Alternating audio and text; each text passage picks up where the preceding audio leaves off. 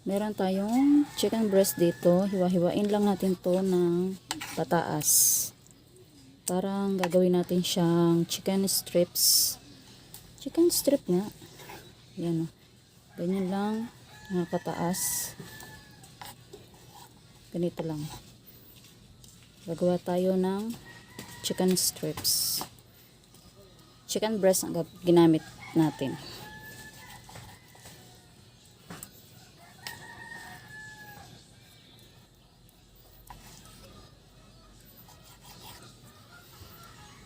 Ganyan. Yan. Ganyan lang ang gagawin natin. Gagawa tayo ng chicken strips.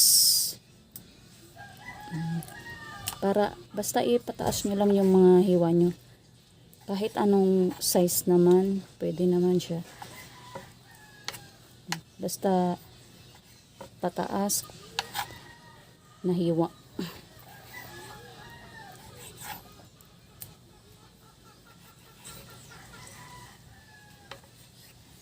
Yan.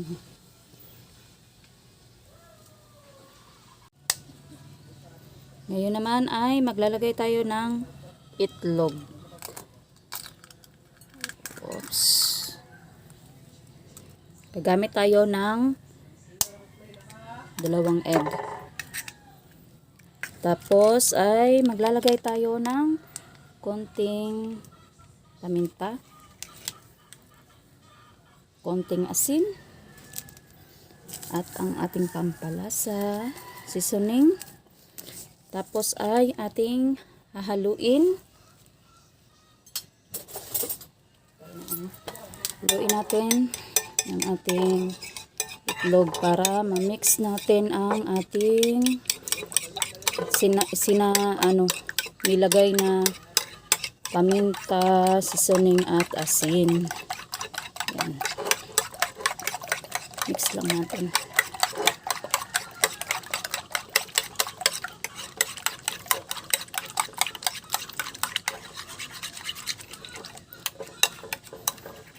Para maghiwalay yung paminta.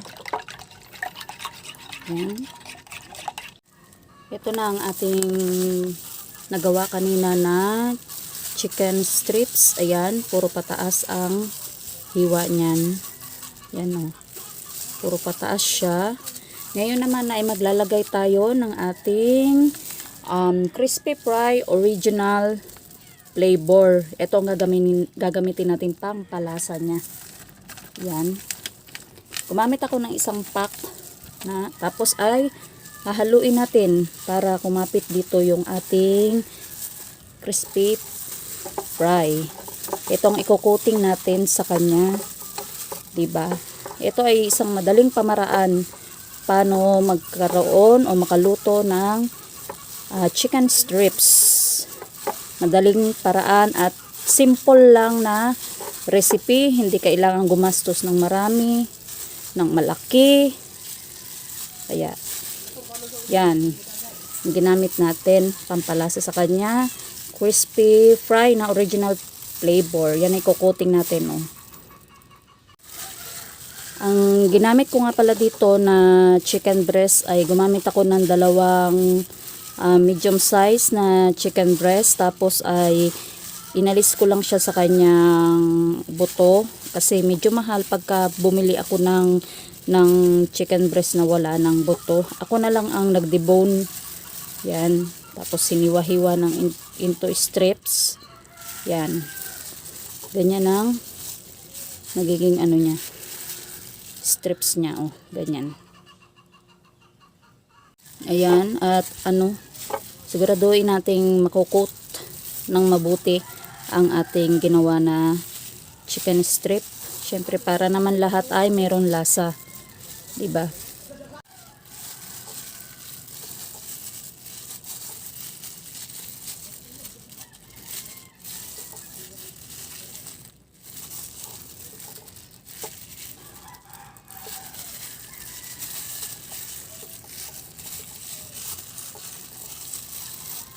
Dito naman ay gagamit tayo din ng breadcrumbs. Pwede natin.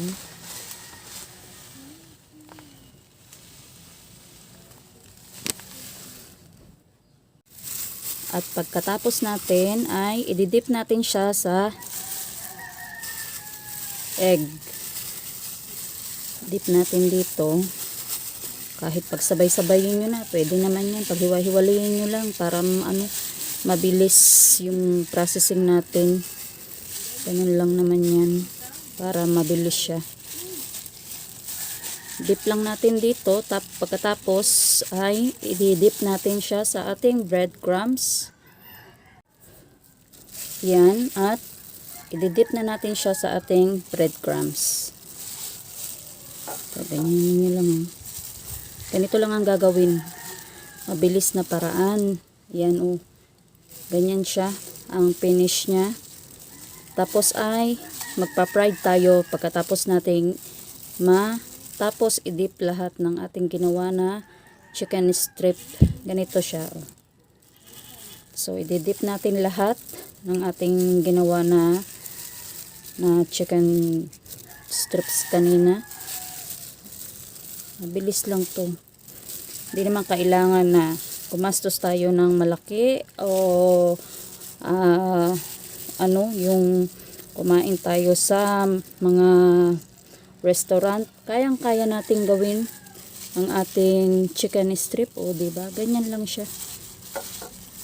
Mabilis na pamaraan at simple, mura, affordable. Kayang-kaya natin. Yan o. Ganyan siya. Yan o.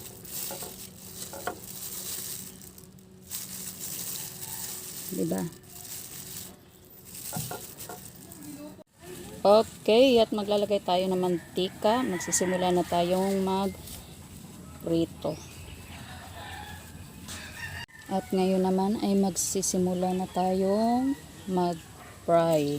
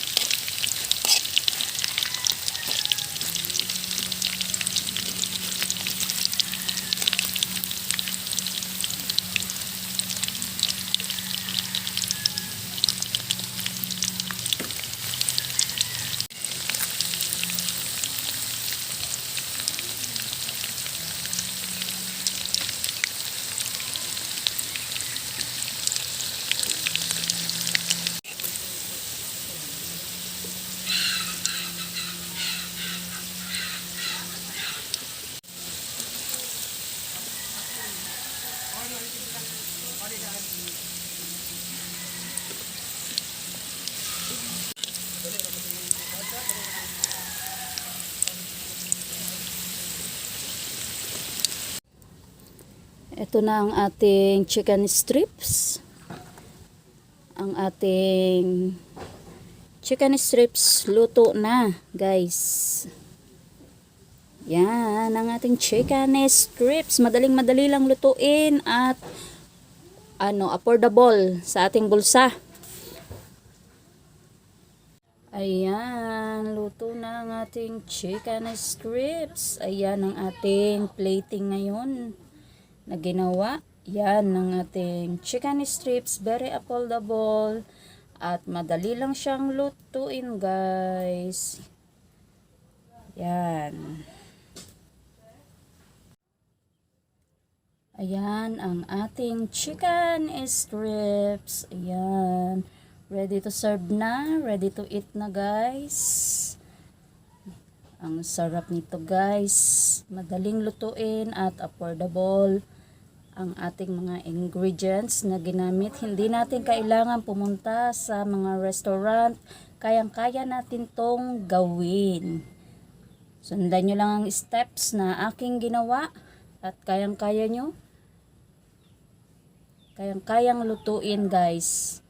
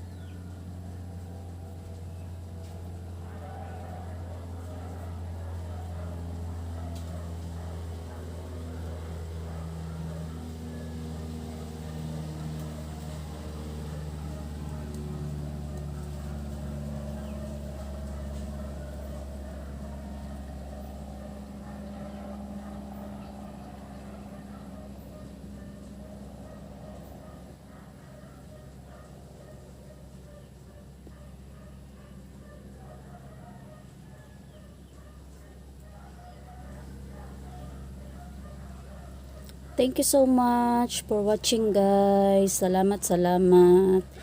God bless us all.